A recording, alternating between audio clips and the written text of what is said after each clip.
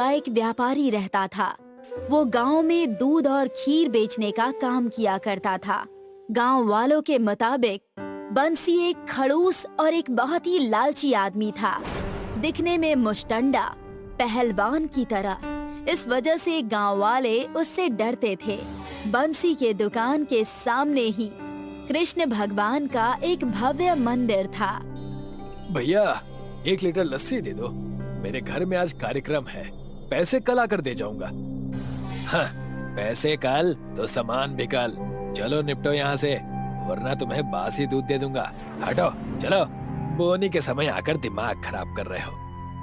दे दो, मैं आपके यहाँ से ही हमेशा सामान लेकर आता जाता हूँ। ऐसा मत करो, मैं सच में तुम्हें आकर पैसे दे जाऊंगा। बंसी उस आदमी के लाख गिड़गिड़ाने पर भी उसे सामान नहीं देता है। बंसी के इसी चाल चलन की वजह से उससे कोई भी सामान नहीं लेता था। पूरा दिन बीत चुका था, बंसी के दुकान में कोई नहीं आया था। रात के समय एक तकरीबन 11-12 साल का बच्चा बंसी की दुकान पर आया। उस बच्चे के पीछे अद्भुत रोशनी चमक रही थी और वो आकर बंसी से कहने लगा, क्या तुम मुझे दूध और खीर दोगे? मैंने सुबह से कुछ नहीं खाया है और भूख भी बहुत लगी है। एक तो सुबह से कोई आया नहीं और अब आए भी हो तो तुम, और मुझसे क्या चाहते हो? बिना पैसों के मैं कोई सामान नहीं देता। मेरे पास देने के लिए तो कुछ भी नहीं है, लेकिन तुम मेरे कान का कुंडल ले सकते हो, ये बहुत ही कीमती है। उस रात बंसी ने उस बच्चे के कानों के कुंडल ले लिए और दूध और खीर दे दिया और अपने घर चला गया। दूसरे दिन जब दुकान खोली तब उसकी नजर मंदिर पर गई, जहां देखा कि कई सारे पुलिस वाले और कई सारे लोग जमा थे। हो न हो इस मंदिर के किसी आदमी ने ही यहाँ पर चोरी की है। जो भी है वो तुरंत सामने आए, वरना मैं उसे अंग्रेजों के कारावास में डाल दूंगा। मैंने आपसे कितनी बार कहा है, वो आदमी मैं नहीं हूँ, आप मुझ पर शक मत कीजिए। तुम ठीक से बताते हो या मैं तुम्हें कारावास में डालूं? पुलिस वाले इतना कहकर सारे गांव की तलाशी लेने लगे। सबसे पहले पुजारी के कमरे की तलाशी ली। मेरा विश्वास कीजिए, मैंने कुछ नहीं चुराया है। अगर मैं चुराता तो यहाँ थोड़ी ना नजर आता। मुझे इस मंदिर ने सब कुछ दिया है, मैं भला क्यों यहाँ चोरी करूँगा? सुनो, तुम जाकर दूसरे दुकान और दूसरे घरों में तलाशी लो, तब तक मैं इस खीर और दूध की दुकान के मालिक को देखता हूँ। जैसा आप कहें सर। पुलिस वाला बंसी के दुकान के बाहर जाकर खड़ा हो जाता है। कौन है यहाँ पर? ये किसकी दुकान है? जो भी है सामने आए। मालिक, ये मेरी दुकान है, मैं यहाँ दूध और खीर बेचता हूँ। मुझे उन सब से कोई लेना देना नहीं है, मुझे इस दुकान की तलाशी लेनी है। पुलिस वाला बंसी की दुकान की तलाशी लेता है। जब उसे वहाँ मंदिर की मूर्ति के कानों के कुंडल मिलते हैं तो उसे देखकर पुलिस वाला बंसी को गिरफ्तार कर लेता है और उसे हवालात में बंद कर दिया। मैंने चोरी नहीं की, रात को एक बच्चा आकर मुझे एक कुंडल देकर गया। मेरी कोई गलती नहीं है, मुझे माफ कर दो। गांव वालों ने गुस्से में आकर बंसी की दुकान को जलाने की सोची। उस चोर ने हमारे भगवान के कानों के कुंडल चुराए हैं, हम इसे छोड़ेंगे नहीं। लेकिन उसे सजा पुलिस वालों ने दे दी है, उससे बदला लेकर हमें कुछ नहीं मिलेगा। पुजारी की बात को नजरअंदाज करके सबने बंसी की दुकान में आग लगा दी। मानो धुएं से दुकान शांत हो ही नहीं रही थी। हमेशा अकड़ू और पहलवानी का घमंड दिखाता है ना, अब मजा आएगा। हमें दूसरों की गलती को माफ करना सीखना चाहिए। आप सब ये गलत कर रहे हैं। गांव वालों ने बंसी की दुकान पर आग तो लगा दी थी, लेकिन उस आग का धुआं शांत हो ही नहीं रहा था। पूरे 1 महीने बीत चुके थे। उस आग का धुआं वैसे का वैसा ही था, मानो कोई धुएं का घर हो। बंसी जब जेल से छूटकर अपने दुकान के पास आया तो वो दुकान जलता हुआ देखकर दंग रह गया। मेरी दुकान, मेरी दुकान, मेरे खून पसीने की कमाई से बनाई हुई दुकान। हे भगवान, पूरे दुकान में धुआं धुआं कर दिया है। ये तो होना ही था, तुमने काम जो वैसा किया है। कोई पानी लाओ, कोई मेरे दुकान को बचाओ। इन गांव वालों ने मेरे दुकान को जलाकर राख कर दिया है। अरे कोई पानी लाओ। बंसी को रोता हुआ देखकर वहाँ पर मंदिर का पुजारी आया। मत रो बंसी, कुछ नहीं हुआ है। मेरी पूरी दुकान जलकर राख हो गई है और आप कह रहे हैं कि कुछ नहीं हुआ। ये बात तो मेरी भी समझ में नहीं आ रही। एक बार तुम दुकान के अंदर जाकर देखो, तब तुम्हें समझ में आएगा। गांव वालों के लाख जलाने के बाद भी तुम्हारी दुकान बिल्कुल वैसी की वैसी ही है, बस उसमें से धुआं निकल रहा है और कुछ नहीं। देखो, मैं तुम्हें अंदर जाकर दिखाता हूँ। पुजारी बंसी के जलते हुए दुकान के अंदर चला गया। तब भी उसे वहाँ पर कुछ नहीं हुआ, सिर्फ दुकान से धुआं आ रहा था और कुछ भी नहीं। लेकिन ये सब कैसे हो रहा है? मुझे तो कुछ समझ में नहीं आ रहा है कि ये कैसी माया है। बंसी भी अपने दुकान के अंदर गया और वहाँ जाकर देखा कि कोई सामान नहीं चला है। बंसी को वापस आता हुआ देख, ये गांव छोड़कर चले जाओ। मैं नहीं चाहता कि कोई चोर हमारे गांव में रहे। मंदिर से सामान चुराते वक्त तुझे शर्म नहीं आई? अब क्या करने आए हो मेरी दुकान पर? तुम सबसे तो बात करना ही बेकार है। मैंने कोई चोरी नहीं की है। मैं तुम सबसे कितनी बार कह चुका हूँ। हमें कुछ नहीं सुनना, तुम्हें गांव से बाहर जाना ही होगा, चाहे जो हो जाए। इसीलिए हमने पुलिस को भी बुलाया है। पुलिस वालों ने जैसे ही ये बात सुनी, उसे गांव से बाहर निकालने लगे। अब दोबारा इस गांव में अगर नजर आए तो तुम्हारी टांगे तोड़ दूंगा। मैंने सुना है कि अपने दुकान का दूध और घी खाकर बड़ा पहलवान बन गया है तू। अब कहीं और जाकर दूध और खीर खाना। पुलिस वाले जबरदस्ती बंसी को गांव के बाहर ले जाने लगे। उतने में ही वहाँ पर जोरों की हवाएं चलने लगी और उस बच्चे ने कृष्ण भगवान का रूप लिया और वहाँ प्रकट हुआ। रुक जाओ, आप सब बंसी को कहाँ ले जा रहे हो? इस बंसी ने आपके मंदिर से आपके आभूषण चुराए हैं। आप सब जो कह रहे हैं वो बिल्कुल गलत है। हर रात की तरह पुजारी जी मेरे लिए खीर और दूध का भोग लगाते हैं। उस रात उन्होंने मेरा भोग नहीं लगाया, इसी वजह से मैं भूख के कारण बंसी की दुकान पर चला गया और मैंने उससे दूध और खीर ले ली और बदले में अपना कुंडल दे दिया। उस रात जल्दबाजी के कारण मैं वो भूल चुका था। ये बात सच है। वो आप थे? मैं ये सोच ही नहीं सकता, इतना बड़ा पाप मैंने कैसे कर दिया। मैंने आपसे पैसे कैसे ले लिए? क्षमा करना प्रभु, मुझे क्षमा करना। इसमें क्षमा मांगने जैसी कोई बात नहीं है। तुमने ये सब अपना दुकान चलाने के लिए किया। हमें क्षमा कर दीजिए प्रभु, हमने इतना बड़ा पाप कर दिया। बंसी के बारे में ना जानते हुए भी हमने उसकी दुकान जला दी। तुम बंसी से ही क्षमा मांगो। मैं आपका कैसे धन्यवाद करूं प्रभु? आपने मेरा जीवन सफल कर दिया, आपने मेरा जीवन धन्य कर दिया। तथास्तु, हमेशा खुश रहो और दूसरों की मदद करते रहो। कृष्ण भगवान वहाँ से अदृश्य हो गए। दुर्गापुर एक बहुत ही खुशहाल गांव था। गांव के भीतर ताप्ती नदी बहती थी। इस नदी के बीचों बीच एक छोटा सा टापू था जिस पर देवी माँ का मंदिर था। गांव वाले नाव की मदद से मंदिर में दर्शन करने जाते थे। इस गांव में कई अच्छे लोग थे। उनमें से एक था सेठ जयंती लाल। जयंती लाल बहुत ही दयावान था। वो अक्सर गरीबों को दान दिया करता था। ये लीजिए माँ जी, और अगर आपको भूख लगी है तो सीधे सीधे मेरे घर आ जाइए। भगवान तेरा भला करे बेटा।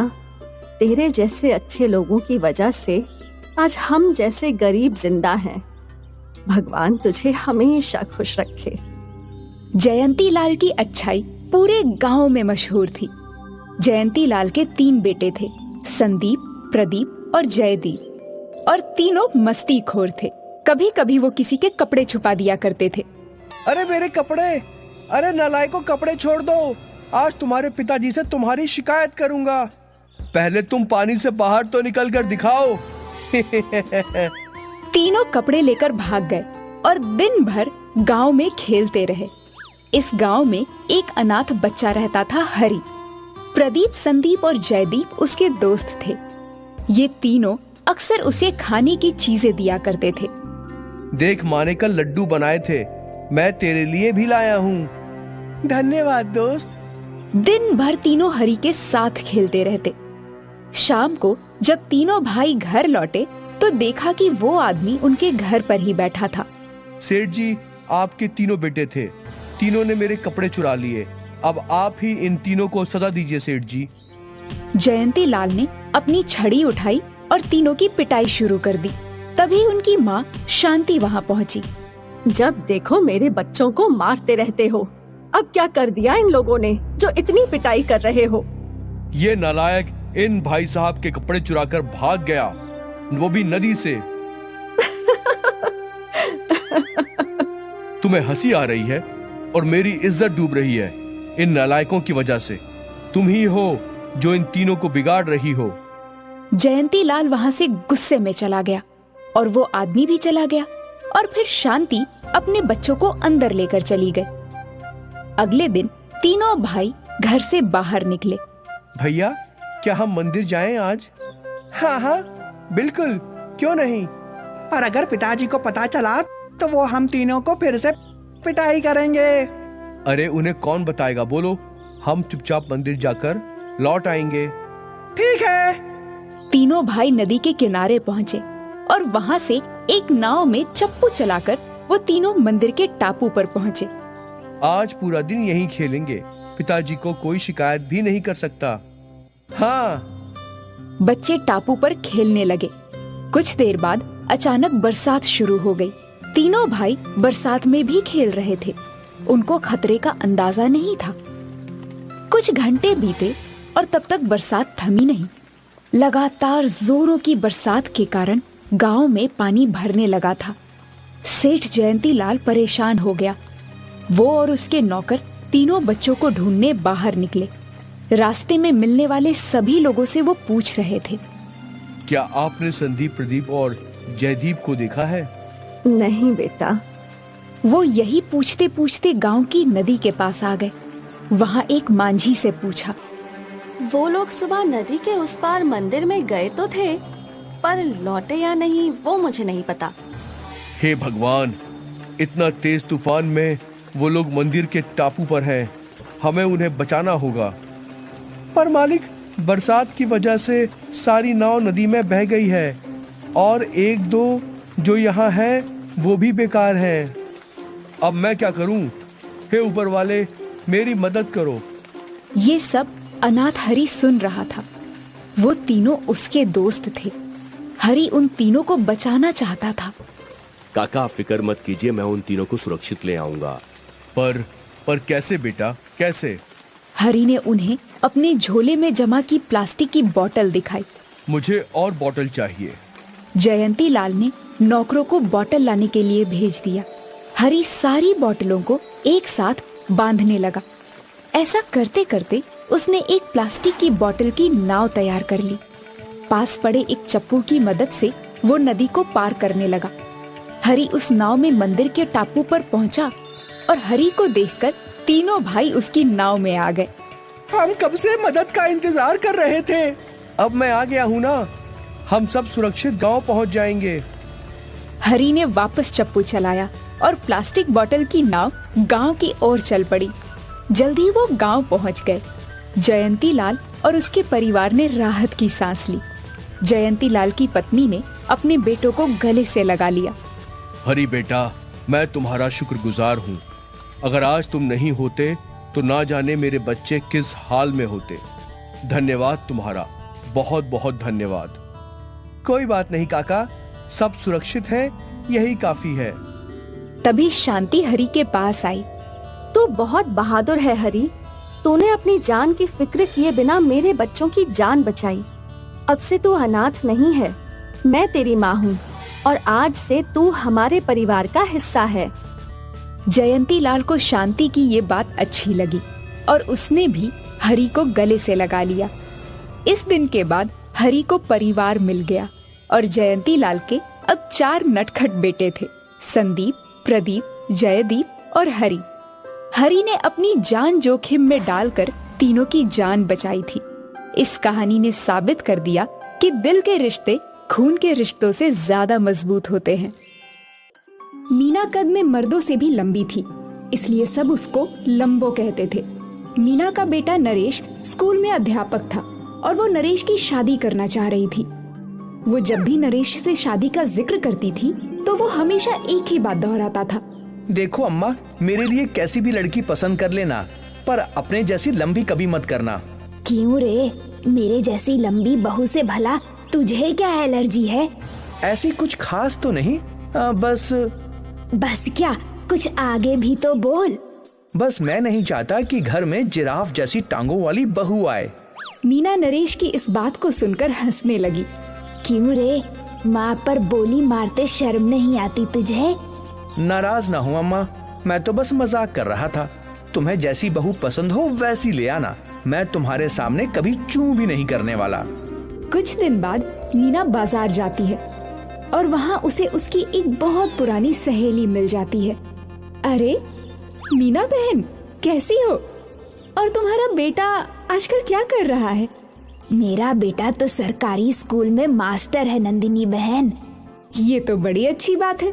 उसकी शादी कर भी दी या अभी नहीं की? नहीं बहन, अभी तो नहीं की है। मीना से ये सुनकर नंदिनी बहुत खुश होती है और फिर कहती है, बहन, मेरी अंतरा भी बिहाने लायक हो गई है। मैं तो कहती हूँ एक बार तुम उसे देख लो, हो सकता है तुम्हें पसंद आ जाए। नंदिनी के कहने पर मीना और उसका बेटा नरेश उसके घर उसकी बेटी अंतरा को देखने के लिए चले आते हैं। अंतरा का रंग रूप और गुण तो मीना के मन को भा जाते हैं, लेकिन उसकी कद काठी को देखकर माँ बेटा दोनों ही हैरान रह जाते हैं। अम्मा, इसका कद तो देखो, तुम्हारे घुटनों तक आती है। ये तो बौनी है, बौनी। तो चुप कर, ये बौनी है तो क्या हुआ, मैं तो लंबो हूँ। लंबी सास बौनी बहू, खूब जोड़ी जमेगी हमारी। इस तरह नरेश के विरोध करने पर भी मीना अंतरा से उसकी शादी करा देती है और बहू घर आ जाती है। मीना की बौनी बहू को देखकर नरेश के यार दोस्त और उसके पास पड़ोस के लोग खूब मजाक उड़ाते हैं। फिर एक दिन उसके चाचा गोविंद और चाची आरती उनके घर आते हैं। क्यों भाभी, ऐसी क्या आफत आ गई कि आपने नरेश की शादी कर दी और हमें पता तक नहीं लगने दिया? हम सगे चाचा चाची हैं इसके, कम से कम हमें तो बुला सकती थी आप। मुझे माफ करना आप लोग, ये गलती तो मुझसे हो ही गई बस। अब बहू को तो बुलाओ, हम भी तो देखें हमारे नरेश की बहू है कैसी। देवरानी के ये कहने पर मीना बहू को आवाज देकर बुलाती है और अंतरा उनके लिए चाय लेकर आती है। अंतरा को देखते ही नरेश के चाचा के तन बदन में आग लग जाती है। वाह, बहू तो खूब ढूंढ कर लाई हो। खुद लंबी थी और बहू बौनी, अच्छे खासे घर को चिड़िया घर बना दिया है। अपने देवर की ये बात सुनकर मीना को बहुत बुरा लगता है। देखो देवर जी, आपको मेरे और मेरी बहू के बारे में कुछ भी गलत सलत कहने का हक नहीं है। आप बुरा मत मानो जेठानी जी, ये तो बस बहू के कद को देखकर कह रहे हैं। आदमी की कीमत उसके गुणों से आकी जाती है, उसके रंग रूप और लंबाई या चौड़ाई से नहीं। मैं और मेरी बहू, हम दोनों गुणवंती हैं और इसीलिए किसी को भी हम पर उंगली उठाने की जरूरत नहीं। ये बात देवर जी को अच्छे से समझा दो। मीना की ये बात सुनकर गोविंद खुद को अपमानित महसूस करता है और वो वहाँ से बड़बड़ाता हुआ लौट जाता है। जैसी ऐब वाली खुद है, वैसी ही ऐब वाली बहू भी ले आई। मैं भी देखता हूँ कि बहू को घर में कैसे रखती है। नरेश को जब अपने चाचा की नाराजगी के बारे में पता चलता है तो वो उनसे जाकर मिलता है और उन्हें मनाने की कोशिश करते हुए कहता है, चाचा जी, आप मुझसे नाराज मत होइए। मैं तो खुद उस बौनी को पसंद नहीं करता, बस अपनी माँ का मन रखने के लिए उसे घर में रखा हुआ हूँ। जब उस बौनी बहू से बौनी औलाद पैदा होगी तब माथा पीटना। तेरी बेवकूफियों का खामियाजा सारे खानदान को भुगतना पड़ेगा। बोनो का खानदान कहलाएगा ये, बोनो का। अपने चाचा की ये बात सुनकर नरेश घबरा जाता है और फिर तो अंतरा उसे अपने मन पर बोझ और खानदान पर कलंक नजर आने लगती है। सुनो जी, मैं माँ बनने वाली हूँ और आप बाप। पौनी कहीं की, बोना बच्चा पैदा करके समाज में मेरी नाक कटवाएगी। चल दूर हो जा मेरी नजरों से। नरेश की इस बात पर अंतरा रोने लगती है और तभी मीना वहाँ आ जाती है। क्यों रे, बहू को किस बात पर परेशान कर रहा है? मुझसे क्या पूछती हो, इससे पूछ लो। अब इस घर में या तो ये बोनी रहेगी या फिर मैं। नरेश की ये बात सुनकर मीना को बहुत दुख होता है। अंतरा उसे सारी सच्चाई बता देती है और फिर मीना नरेश को समझाती है। देखो बेटा, मैं बहुत लंबी थी मगर फिर भी तुम्हारी लंबाई अपने पिता जितनी है, तो फिर तुम ये कैसे कह सकते हो कि अंतरा बौनी है तो इसका बच्चा तुम्हारी हाइट का ना होकर बौना ही पैदा होगा? मगर बौना पैदा नहीं होगा, इसकी तो कोई गारंटी नहीं है। ये कहकर नरेश वहाँ से चला जाता है और उस दिन के बाद अंतरा की तरफ देखना तक छोड़ देता है। अंतरा अपनी सास के सहारे किसी तरह दिन काटने लगती है। फिर जैसे ही डिलीवरी का समय नजदीक आता है तो एक दुर्घटना घट जाती है। अचानक ही अंतरा गीले फर्श पर फिसलकर गिर जाती है। अम्मा, बचाओ, जल्दी आओ, अम्मा। बहू के चीखने की आवाज सुनकर मीना दौड़ते हुए आकर उसे संभालती है और फिर तुरंत अस्पताल लेकर जाती है। आप इन्हें सही समय पर अस्पताल ले आई, इसके लिए जच्चा और बच्चा दोनों सही सलामत हैं। मुबारक हो, आप एक पोते की दादी बन गई हैं। कैसा है मेरा पोता? सुंदर और स्वस्थ है। तभी पीछे से नरेश की आवाज आती है। डॉक्टर, बच्चा बौना तो पैदा नहीं हुआ ना? अरे नहीं नहीं, बच्चा पूरी तरह से हेल्दी और नॉर्मल है। ये सुनकर नरेश की जान में जान आती है। फिर मीना और नरेश दोनों बच्चे को जाकर देखते हैं तो फूले नहीं समाते। नरेश अंतरा से माफी मांगते हुए कहता है, अंतरा, मैं बस अपने वहम में पागल हो गया था और इसलिए तुम्हारे बारे में गलत सोचता रहा। अब मेरी सोच बदल गई है, इसलिए हो सके तो प्लीज मुझे माफ कर देना अंतरा। इस तरह नरेश को तो अक्ल आती ही है, साथ ही उसके चाचा चाची का भ्रम भी मिट जाता है कि बौनी बहू केवल बौनी औलाद को ही पैदा कर सकती है। वो दोनों भी मीना और अंतरा से माफी मांगते हैं और नरेश के बेटे को देखकर बहुत खुश होते हैं।